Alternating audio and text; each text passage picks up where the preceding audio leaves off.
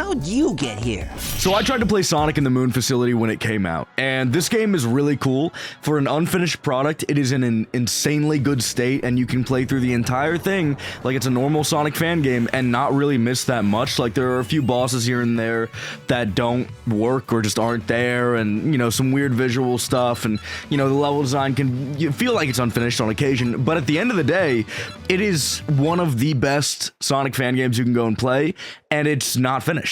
And that's insane. And I tried to play it when it came out, but something about it, like, I don't know if it just didn't hit me at the right time, or like, bro, I don't know. I have no idea what was happening. I have no clue what was making my brain not latch onto this like I latched onto a lot of other Sonic fan games, including Sonic and the Fallen Star. And I have plenty of issues with that game as a finished product, and I think there are a lot of things this game has improved upon in its unfinished state, but like, at the end of the day, right, the way I usually go about playing these games is I like to analyze how they work in comparison to official releases of things, which some people give me shit for because, you know, it's a fan game and doesn't deserve the same level of scrutiny, and that's true. That's flat out a fact. Frame one, second one, yeah, absolutely, I agree. However, it's nice to be able to tell a lot of fan game devs, like, hey, this is what I think needs to be worked on, that's what I think needs to be worked on, to make it closer to a product that you would pay money for. And, you know, not a lot of people are giving them that type of criticism. Sometimes people just, be meat riding they shit completely and totally, and, you know, you can't say this bad thing, you can't say that bad thing, it's a fan game, it's free, you know? But I like to be able to help devs in that way and say, well, I personally think this or that or whatever. But this is different. Obviously, this is a game that will never come out. This is the final product, and it's a game that is in an unfinished state, right? There will never be any updates to it, and this is not the final vision of the people that developed this game. And the result is that I don't want to really say pretty much anything super overtly negative about this experience, because at the end of the day, this was not a product that was meant to be seen by us, and any amount of critique I give will not be, one, helpful, and two, I mean, just, it won't be that interesting to listen to. Because at the end of the day, in the back of my mind, in the back of your mind, there's always going to be, well, this game wasn't finished. And a lot of the things that you're talking about may have been fixed in the final release, or it may not have been. And it just doesn't feel helpful and valuable. And commentating over this has been really difficult. I don't know if you can tell, but I've tried to do this more than once. You know, it's fucking hard, man, when you can't sit down and be like, I think this about the game design, I think that about the game design, and instead you just have to, like, sit there and be like, well, it was never finished. I think that, but it was never finished. You know, it's like, fuck!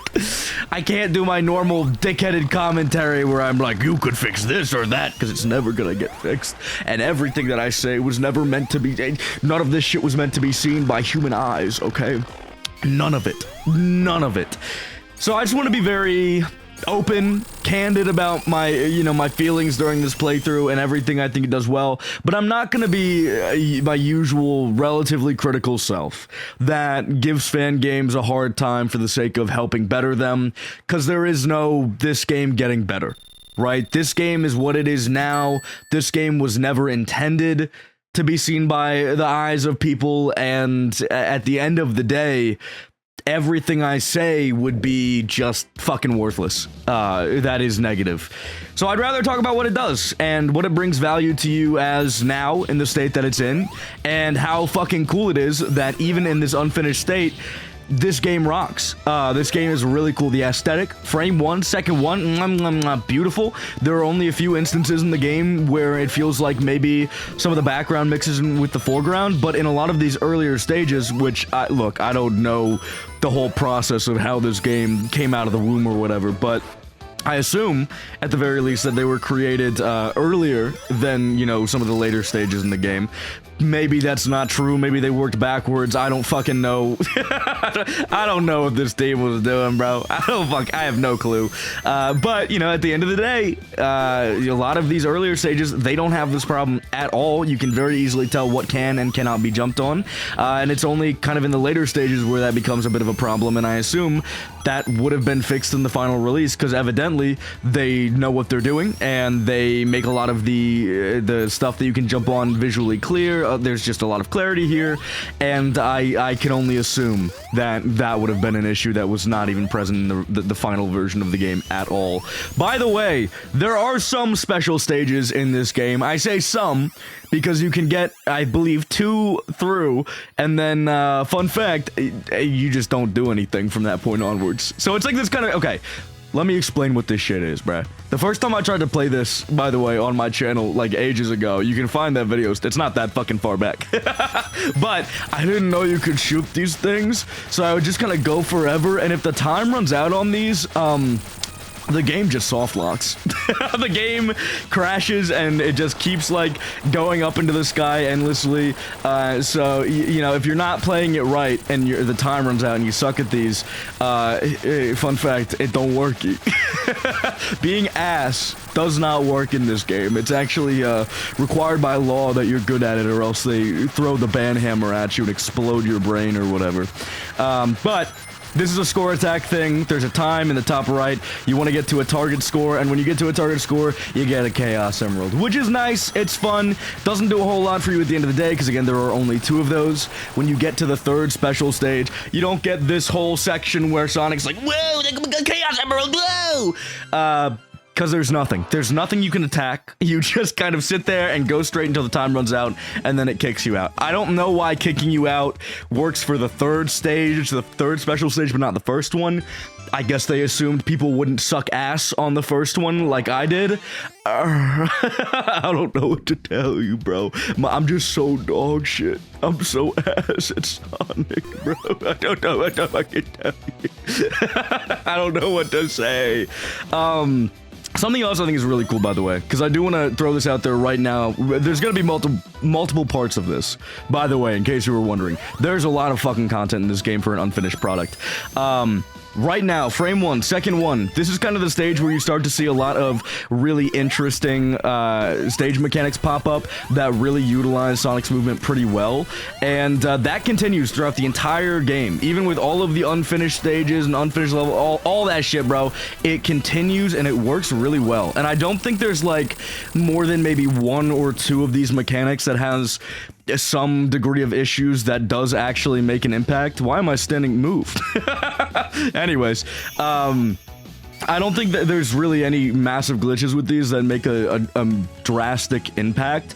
There are some that I don't think are mechanically super interesting, which we'll get to when we get to, but most of them are really cool. And I think there's just a lot to get from coming back to these stages and memorizing these layouts and being able to interact with the mechanics that, by the way, all of them are like momentum based. If you have a lot of momentum going into something, you will retain that momentum. It's that is a massive fucking part of it. There's no like stop and go bullshit. It works really fucking well. It works really, really well. And going back to these stages after you played them for the first time, you get a lot of really good benefit out of being able to really remember where shit is and interact with the level mechanics in a better way than you could on your first run. To be perfectly fair, bro, I may be doing some post-com over this, but, and by the way, the only reason I'm doing post-com is, again, it's really fucking hard to talk over this game when you're doing it blind, because usually when I do shit blind, I'm like, oh, well, this isn't working, that is working, but again, that's not something that I wanted to do during this playthrough, because the game is just fucking, it's unfinished forever, and always, so I don't know what to fucking tell you about. But yeah, I'm playing a majority of this blind. I got a little far in the game, maybe like 4 zones in, but there's so many that I would still call this kind of a blind playthrough, and I did not play this game for a few months, and I don't remember dick about it, or didn't remember dick about it when I was recording this. So, fun fact, just let me have this one, bro. Let me call it blind without you motherfuckers popping in and trying to hop on my dick and being like, actually, it's technically semi-blind because you were there, you played some of it, and I'm putting a pipe bomb in your mailbox, bro. Back off.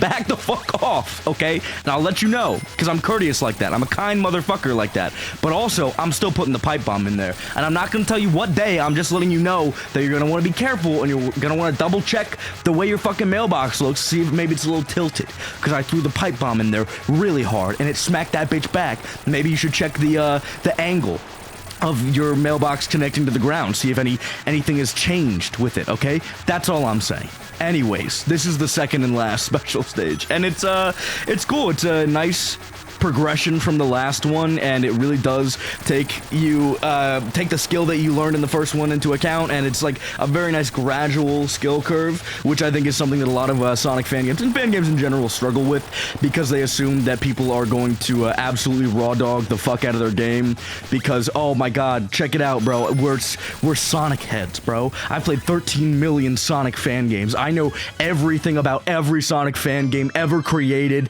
and I know exactly how to play it, and I can guess what your level design is going to be because I'm just built like that. They kind of make it with the assumption that that type of motherfucker, me, is going to be playing it. And a lot of fan games have this really hard time trying to create skill curves that feel natural and that, normal players can adjust to. I think this one does a really good job of it. I feel like someone who has not played a whole lot of Sonic games, period, could get a lot out of this and would honestly still gain a relatively decent feeling of speed from really all of this level design. And again, the special stage, I think it felt very natural to me, that progression there, and that's something that I think a lot of fan games fuck up. So, bam, double thumbs up. Your game isn't even fucking out, technically, and it's already doing a better job than a lot of other Sonic fan games. So there you go. Double pat on the back. I'm very proud of you. You did an amazing job. And that's the last special stage you're ever gonna see. I go into a few more on accident because my brain's like, ooh, big ring, and then I forget that, oh, yeah, that shit no working.